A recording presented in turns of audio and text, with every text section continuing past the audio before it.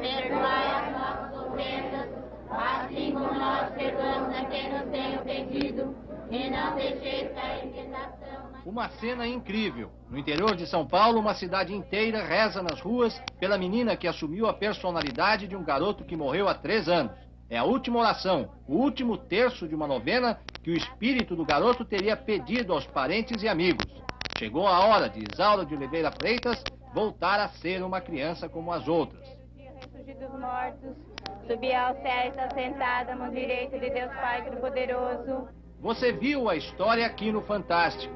Isaura, uma menina de 13 anos, morava com os pais e os 3 irmãos nesta casa, na zona rural de Pacaembu, uma pequena cidade a mais de 600 quilômetros de São Paulo. Há 2 meses, ela começou a se queixar de dores de cabeça.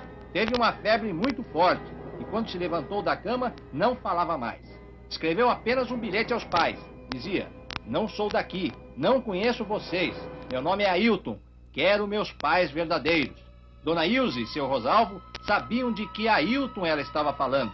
Era Ailton Machado da Silva, um primo distante que tinha morrido afogado exatamente 3 anos antes.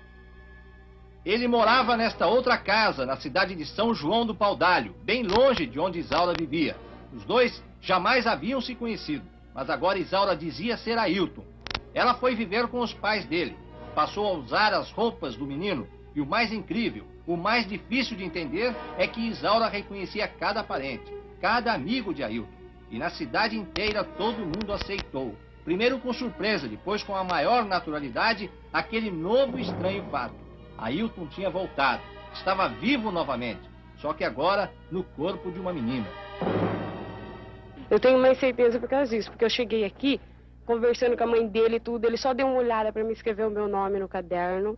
Aí pegou e deu um abraço em mim, um abraço que parecia uma pessoa que fazia muitos anos que não se via. Aí depois ele falou que me conhecia, falou o nome da minha mãe, falou onde eu morava, falou tudo. Quando logo que ele chegou, ele marcou meu nome sem ninguém falar pra ele. Reconheceu a senhora? Reconheceu. Ele não falou quem era, mas escreveu. Por que você veio? Por que você voltou? Porque sim, ele falou. Falando sempre assim, com a boca fechada, de um modo muito difícil de se entender, a pessoa que dizia ser Ailton fez apenas uma promessa. Iria embora no último dia de uma novena, rezada por todo o povo da cidade. Nesse dia, Isaura voltaria a ser uma criança comum. A novena terminou. A rua onde moram os pais de Ailton ficou interrompida. A polícia teve de organizar uma fila. Todos queriam ver o menino pela última vez. Mas, apesar da promessa, ele não deixou o corpo de Isaura. Disse apenas que ainda não estava na hora. E muito longe dali, a quase 80 quilômetros, numa humilde casa de lavradores, o pai de Isaura teve medo de que a filha nunca mais voltasse. Ave Maria. E aí a gente, puxa vida, aí a gente fica muito desgostoso da vida, né? Mas a Deus querer, penso que ela vem bem, né? Sadia, né? Boa, né? O senhor tem rezado esses dias? Puxa vida, só falta rezar toda hora para ver, né? Que Deus ajuda, né? Que Deus ajuda, uai, né? A gente não pode perder a esperança, né?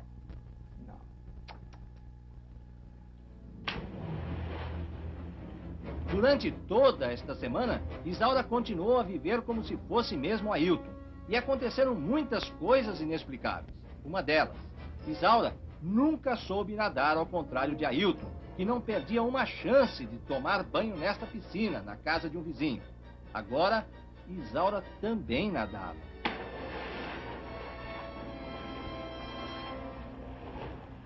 Outra coisa estranha. Isaura jamais tinha andado de bicicleta. Os pais dela, muito pobres, não podiam comprar um brinquedo desses para a filha. Mas agora, que ela dizia ser Ailton, passeava de bicicleta com a maior segurança, como se sempre tivesse feito isso.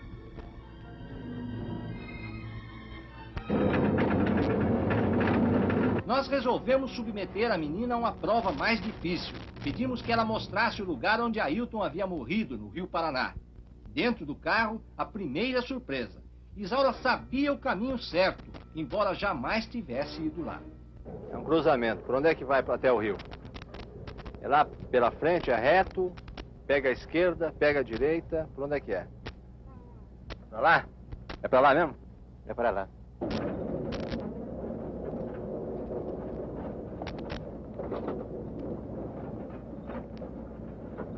Carlos, um menino que estava com Ailton no dia em que ele se afogou, confirmou que o ponto foi exatamente este, perto da cidade de Panorama, na fronteira entre São Paulo e Mato Grosso. E a história coincide perfeitamente com o que Isaura conta.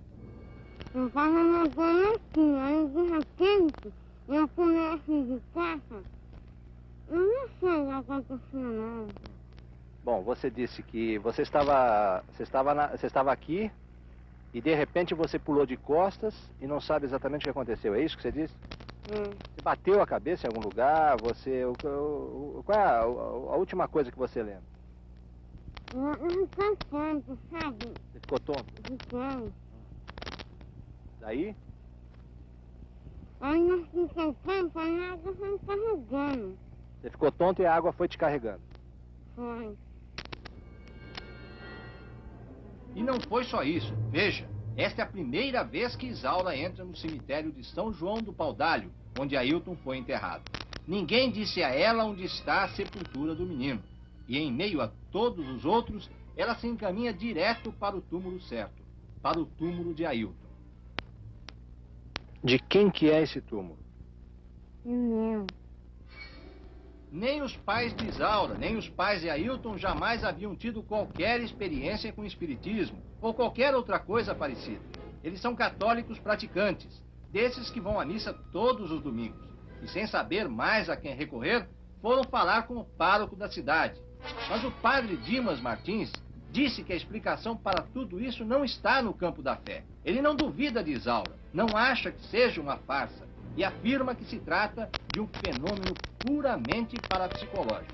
A igreja, o senhor, não acredita na hipótese de que o Ailton, o menino que morreu há 3 anos, tenha realmente se incorporado no corpo da menina. Essa hipótese o senhor afasta totalmente.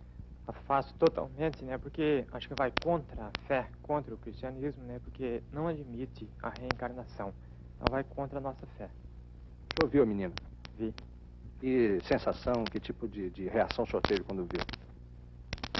Parece uma criança normal, quer dizer, normal assim aparentemente, mas a gente percebe que tem alguma coisa, né, pela face, né, pelo olhar dela, pelo rosto, alguma coisa de diferente, né?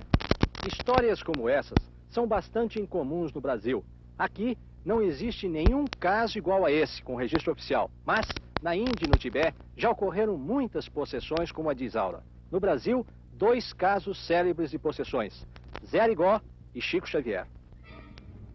E é exatamente Chico Xavier, o líder espiritual de milhares e milhares de pessoas em todo o Brasil, quem diz que fenômenos desse tipo só tem uma explicação. Para ele, o espírito de Ailton voltou porque ainda tinha alguma missão para cumprir na Terra. Alguma coisa que estava deixando o menino intranquilo numa outra vida. Isso pode apresentar algum perigo, algum contratempo?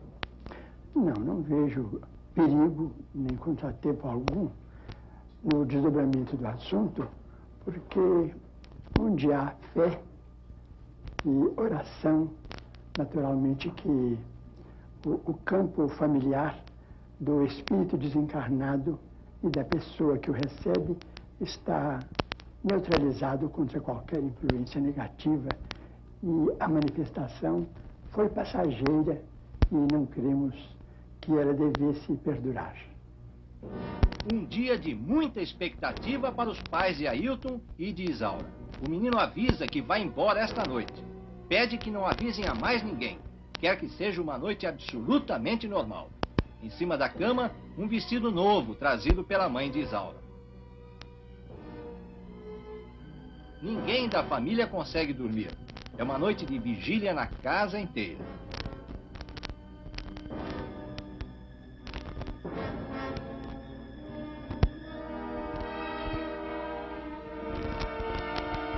É de manhã, e a pessoa que sai do quarto parece mesmo diferente.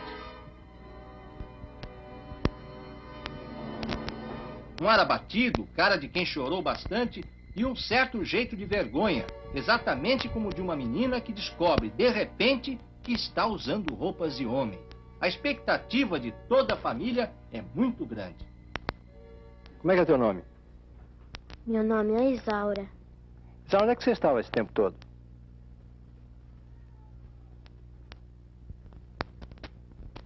Estava aqui mesmo. Você já tinha me visto antes? Já. Quem é o Ailton? Ailton é meu primo. E onde é que está o Ailton agora? Eu não sei. E onde é que ele estava antes? Eu também não sei. Isaura pede ajuda à mãe para trocar de roupa, para colocar o vestido. Por que você chorou? Porque dá saudade dele. Saudade de quem? Do Ailton. Ele foi embora. É. Quer dizer que você é Isaura, não é o Ailton? É. Vai voltar a ser o Ailton algum dia? Acho que não. Você estava dizendo que o Ailton disse que não vai voltar mais? Ou ele volta? Não sei. Mesmo para quem não quer acreditar em nada disso, é impossível deixar de reconhecer uma coisa. Isaura parece agora muito diferente do tempo em que dizia ser Ailton. Parece ser mesmo outra pessoa. Como explicar uma história tão estranha, tão incrível quanto essa? Pode-se até falar em farsa, mas seria possível enganar uma cidade inteira? Os espíritas asseguram que se trata de reencarnação. Os católicos não aceitam isso. E o Dr. Eduardo Mascarenhas, um psiquiatra e psicanalista conhecido e respeitado no Brasil inteiro, diz que é difícil até para a ciência explicar um caso assim. Quer dizer, o que nós psicanalistas descobrimos é que as crianças têm uma incrível capacidade de se identificar com seu pai, com sua mãe, com seus irmãos, com seus amigos, enfim, com todas as pessoas que as cercam, inclusive com pessoas que elas nunca viram. Às vezes, um pai, por exemplo, que morreu na época do seu nascimento, ela só de ouvir contar sobre ele, ela já fica extremamente semelhante a várias características que nunca ela, de fato, teve a oportunidade de ver. Isso é um fenômeno extremamente comum. Dada uma determinada personalidade, a gente saca como é que é o futuro de uma pessoa e pode ir fazendo coisas muito semelhantes a que essas pessoas iriam fazer nas suas próprias vidas. Nesse sentido, a psicanálise é capaz de explicar alguns dos fenômenos que cercam o caso dessa menina. Mas veja bem, essa menina não sabia nadar. Quando ela se transformou em menino, aprendeu a nadar.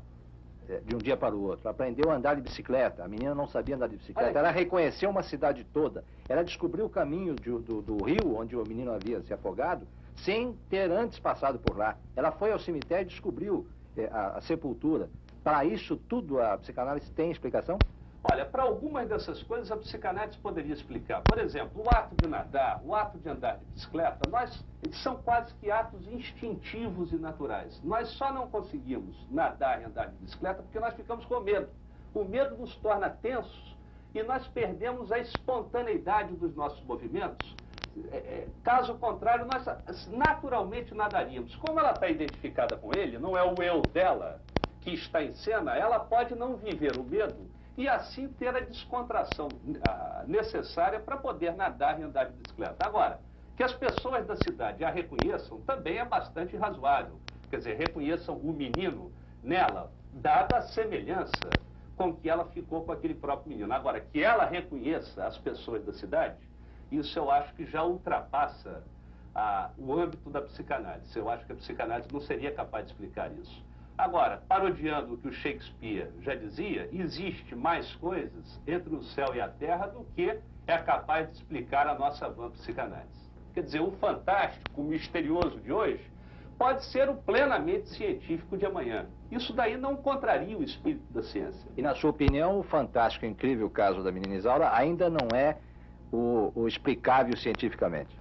Na sua plenitude, não. Alguns dos aspectos dele já estão incluídos no saber científico. Agora, outros aspectos dele ultrapassam o saber científico contemporâneo. De quem que é esse túmulo? Meu.